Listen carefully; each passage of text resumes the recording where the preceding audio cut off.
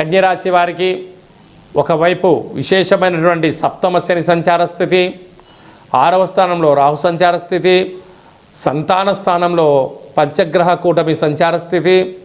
ఒకవైపు ఆదివారం అమావాస్య సందర్భంగా గ్రహ దోషాన్ని తొలగించుకొని గ్రహ ఐశ్వర్యాన్ని ఎలా పొందాలో ఈ వీడియోలో సవివరంగా సంపూర్ణంగా తెలుసుకుందాం.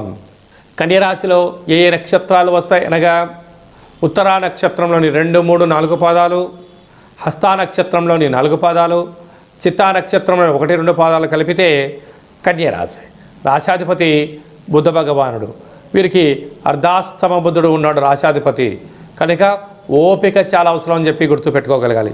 సంతాన స్థానంలో పంచమగ్రహ సంచార స్థితి. ఇక్కడ ఆదివారం ఏమో అమావాస్య 19, 20 తారీఖున సంతాన స్థానంలో ఆత్మకారకుడు రవి, మనకారకుడు చంద్రుడు, రుణరోగ శత్రుకారకుడు కుజుడు, బుద్ధికారకుడు బుధుడు, కలత్రకారకుడు శుక్రుడు సంతాన స్థానంలో సంచారం చేయడం వలన నూతనంగా వివాహమైనటువంటి దంపతులకు పుత్ర పుత్రిక సంతాన యోగంతో ఆధ్యాత్మిక చింతన భక్తి భావనతో ఆనందకరమైన జీవితాన్ని పొందబోతున్నారు. పిల్లల యొక్క చదువులు, అభివృద్ధి, ఉన్నతమైన జీవన విధానంలో ఉన్నతమైన ఐశ్వర్య జీవితానికి స్వాగతం పలకబోతున్నారు. కనుక ఇంటి సింహద్వారానికి తప్పకుండా బూడిద గుమ్మడికాయ పూజ చేసి కట్టుకోండి. ఇంట్లో తప్పకుండా ఈ అమావాస్య సందర్భంగా పంచగ్రహ కూటమి సందర్భంగా కూష్మాండ దీపాన్ని పెట్టుకోండి. ఐశ్వర్యప్రాయమైనటువంటి ఆనందకరమైనటువంటి జీవితాన్ని పొందబోతారు.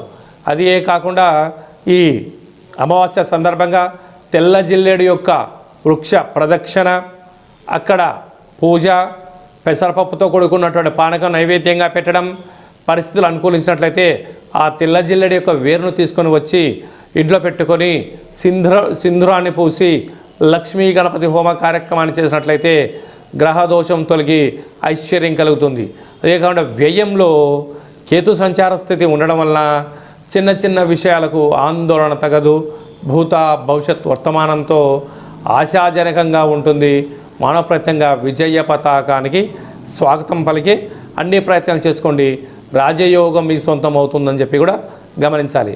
కనుక హోటల్ వ్యాపారస్తులు, చర్మ సౌందర్యమైన వ్యాపారస్తులు, అలాగే మార్కెటింగ్ రంగంలో ఉండబడిన వారు, రియల్ ఎస్టేట్ రంగంలో ఉండబడిన వారు, స్వయం వృత్తులు, సాఫ్ట్వేర్ హార్డ్వేర్ రంగాల్లో ఉండబడిన వారికి ఇది చాలా సువర్ణపు యుగం. కనుక అమావాస్య పంచగ్రహ కూటమి దోష పరిహార కార్యక్రమంలో చేసుకోండి. ఉన్నతమైన జీవితాన్ని ఆనందకరంగా పొందండి.